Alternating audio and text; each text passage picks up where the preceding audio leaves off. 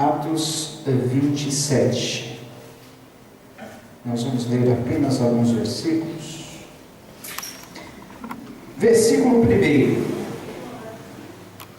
Quando se determinou que navegássemos para a Itália, entregaram Paulo e alguns outros presos a um centurião por nome Júlio, da corte Augusta.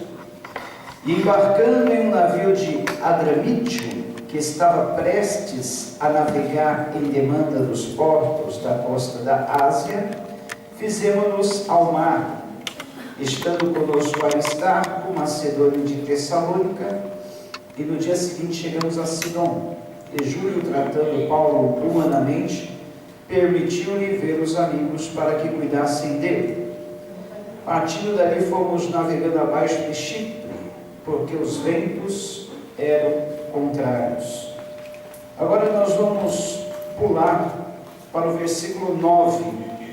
Versículo 9 do mesmo capítulo 27 de Atos. Tendo decorrido muito tempo, e sendo já perigosa a navegação, porque o jejum já havia passado, Paulo admoestava-os, dizendo: Senhores, vejo que a viagem será desastrosa e causará muito dano, não só para o navio e a carga, mas também para as nossas vidas. Mas o centurião cria no piloto e no dono do navio, ou seja, o centurião cria mais no piloto e no dono do navio do que no que Paulo dizia. Como aquele porto não era próprio para invernar, os mais deles foram de parecer que se partisse dali para ver se podiam chegar a Fênice, um porto de Creta que olha para o nordeste e para o sudoeste, e aí invernar. Soprando, versículo 13, soprando o sul brandamente, pensando já terem o que desejavam, levantaram âncora e foram mais de perto, costeando a ilha de Creta. Nós vamos pular agora para o versículo 21. Versículo 21. Ou melhor, antes o 18. Como fôssemos violentamente agitados pela tempestade, no dia seguinte começaram a aliviar o navio. 19. Ao terceiro dia, com as próprias mãos, lançaram ao mar a armação do navio. 20. Não aparecendo havia já muitos dias nem sol nem estrelas, e caindo sobre nós não uma pequena tempestade, fugiu-nos toda a esperança de nos salvarmos. 21 agora. Havendo eles estado muito tempo sem comer, Paulo, pondo-se em pé no meio deles, disse: Senhores, devias na verdade ter me ouvido e não ter partido de Creta para evitar esta avaria e perda. Mas agora vos admoesto a que tenhais bom ânimo, porque não se perderá a vida de nenhum de vós, mas somente o navio. Esta mesma noite o anjo de Deus, de quem eu sou e a quem sirvo, esteve comigo, dizendo: Paulo, não temas, importa que sejas apresentado a César, e Deus te deu todos os que navegam contigo. Portanto, senhores, tende bom ânimo, pois creio em Deus, que há de acontecer assim como me foi dito. Contudo, é necessário irmos dar numa ilha. Vamos pular agora para o versículo 39. Sendo já dia, não conheceram a terra, mas enxergaram uma enseada com uma praia, e consultaram se poderiam encalhar nela o navio. Levantando as âncoras, deixaram-nas no mar, largando também as amarras do leme. Então, içando a vela da proa, dirigiram-se para a praia. Dando, porém, num banco de areia, encalharam ali o navio. Fixa a proa, o navio ficou imóvel, mas a popa abria-se com a força das ondas. Então a ideia dos soldados foi que matassem os presos, para que nenhum fugisse, escapando a nada. Mas o centurião, querendo salvar a Paulo, estorvou-lhes este intento. Mandou que os que pudessem nadar fossem os primeiros a lançar-se no mar e alcançar a terra, Os demais deviam salvar-se, uns em tábuas e outros em destroços do navio. Assim todos chegaram à terra salvos. A terra. Deus, e nesta noite, Pai, que Tua palavra possa continuar falando conosco, como já falou de forma maravilhosa, poderosa, através desses lindos cânticos que foram entoados, que serviu para motivar a nossa fé, serviu para nos estimularmos, ó Pai. Eu creio, Senhor, que a Tua palavra, Pai, há de completar o recado Teu para as nossas vidas nesta noite, Pai. Assim eu creio e já Te agradeço. Agradecemos a Ti, ó Deus, pela força que Tu dá nas tribulações, nas lutas, nas provações. Agradecemos, Pai, porque Tu és o Deus de toda consolação. Agradecemos porque Tu és o Deus de toda esperança. Agradecemos porque Tu és o autor da nossa fé, Pai. E assim nós queremos, ó Pai, nos ancorarmos em Ti. Assim nós queremos, ó Pai, deixarmos-nos ser levados pelo Teu vento, o vento do Teu Espírito, Senhor, para que Ele nos conduza aos bons portos, Pai, que Tu tens para as nossas vidas. Já Te agradecemos em nome de Jesus. Amém. Queridos, esse texto fala de um naufrágio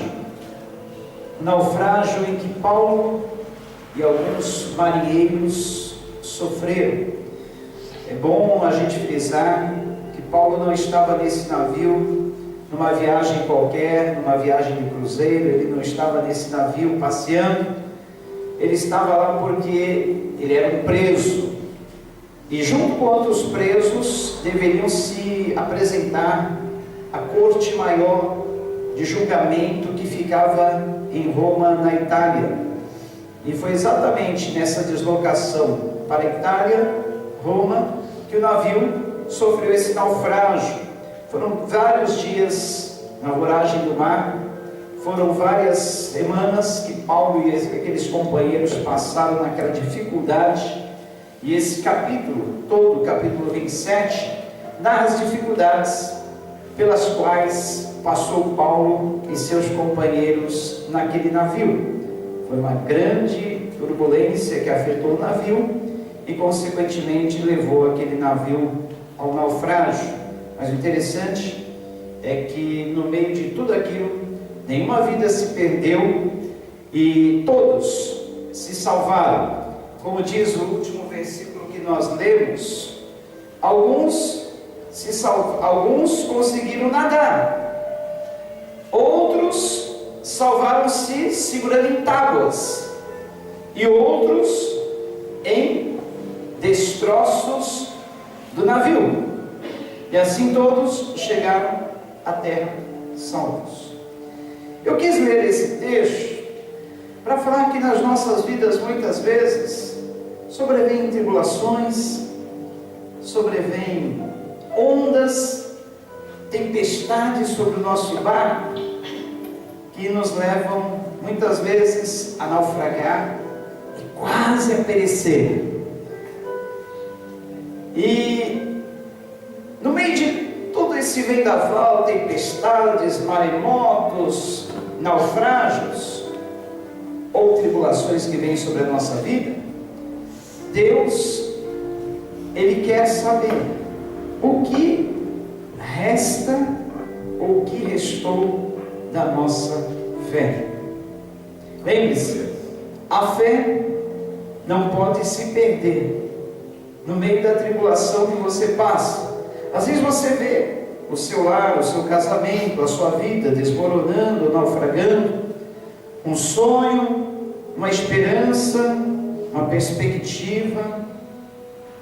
Seja em qualquer área da vida, muitas vezes parece que o teu sonho está perecendo, o teu grande desejo desmoronou, aquilo que você se viu construindo de repente desabou, ou o navio que você estava, você vê naufragando, sonhos, esperanças, perspectivas, enfim, muitas coisas da nossa vida nós passamos, muitas tribulações, Eu falava no domingo passado sobre 3 motivos pelos quais todos nós sofremos.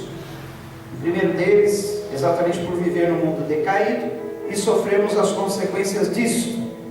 O segundo motivo pelo qual nós sofremos, escolhas que nós fazemos na vida, escolhas erradas. Disso nós podemos escapar.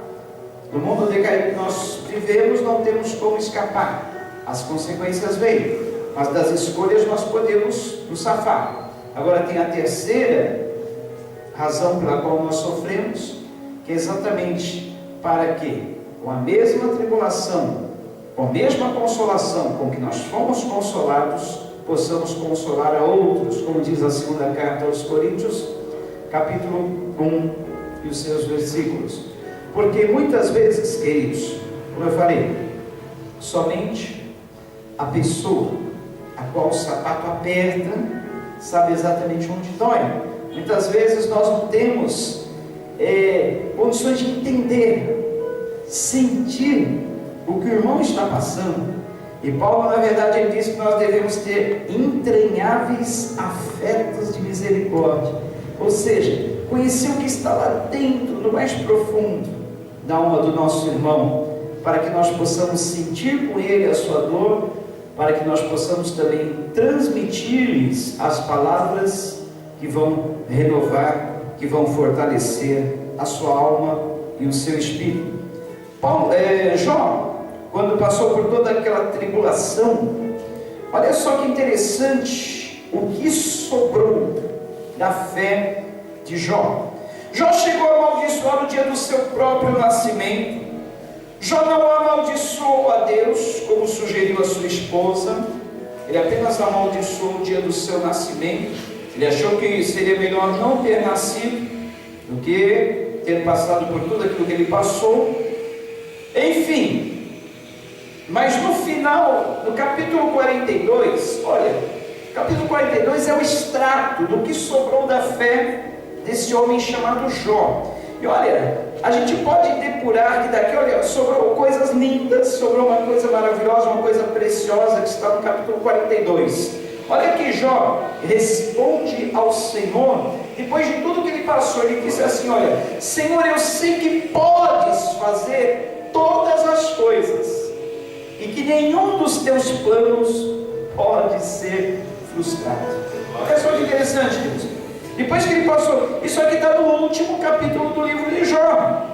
Depois que ele passou por tudo aquilo, sobrou isso da fé dele. Ficou esse extrato, olha, ficou a nata, a coisa mais preciosa da fé dele. Ele disse assim: então, Senhor, eu sei que tu podes fazer todas as coisas, e que nenhum dos teus planos pode ser frustrado.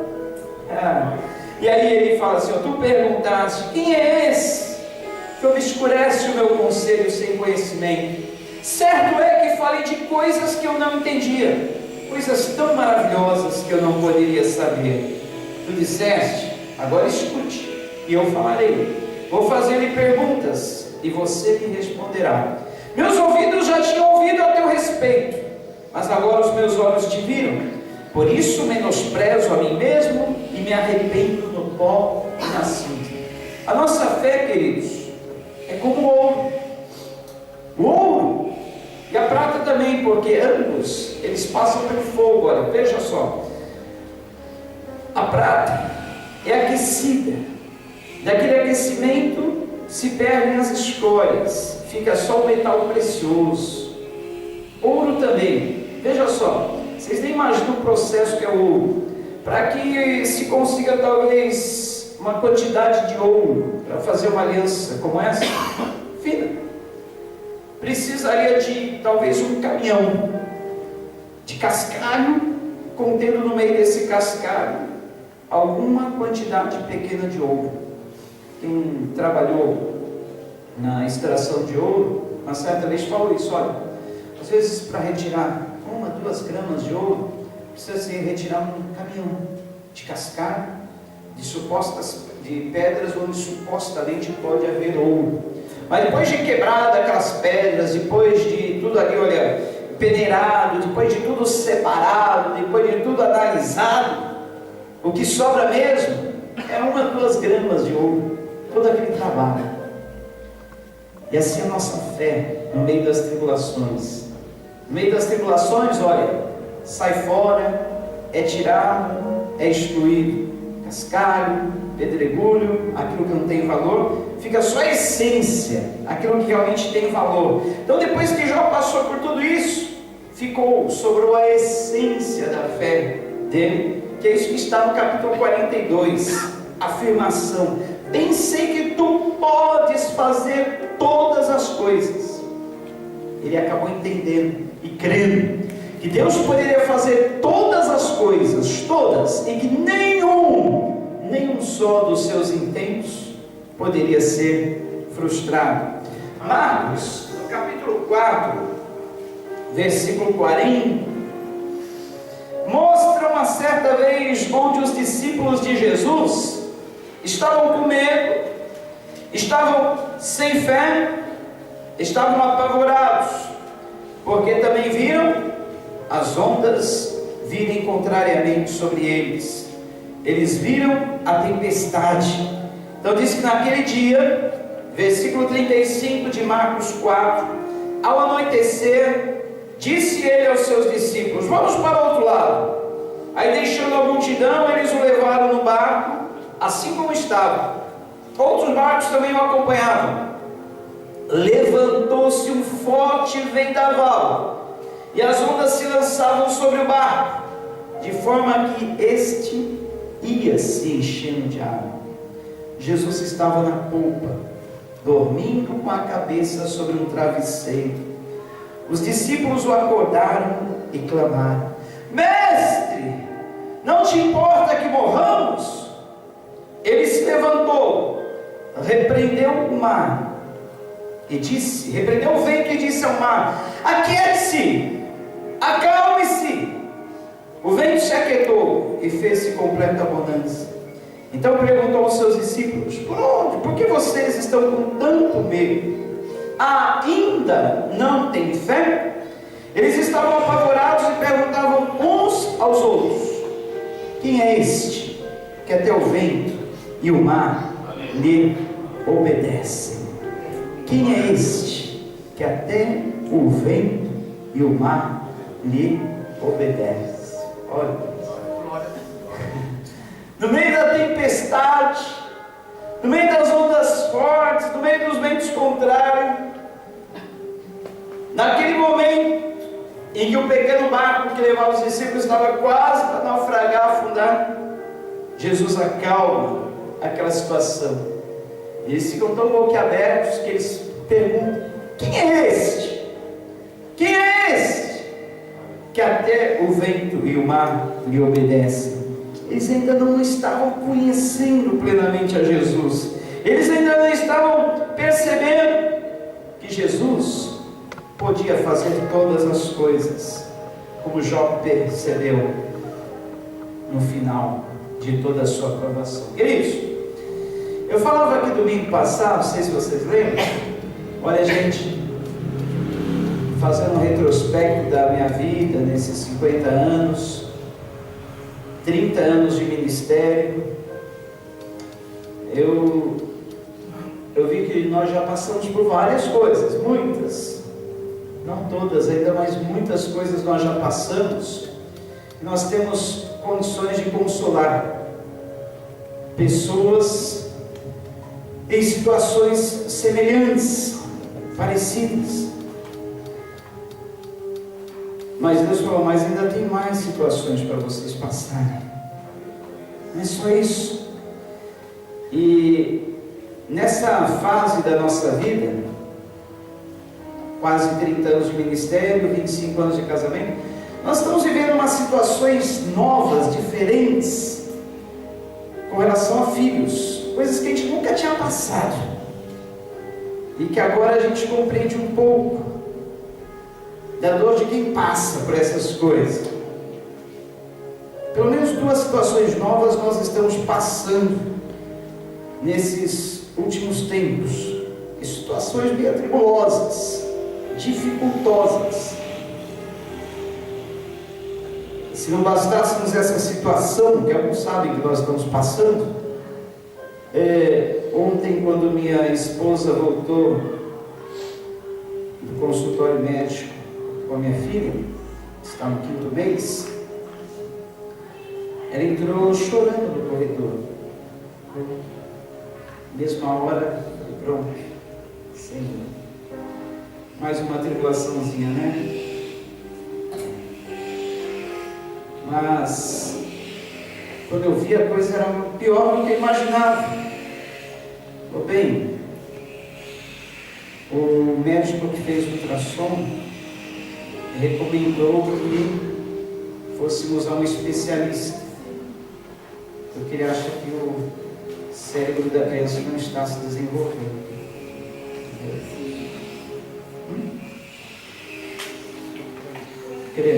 Não está se desenvolvendo.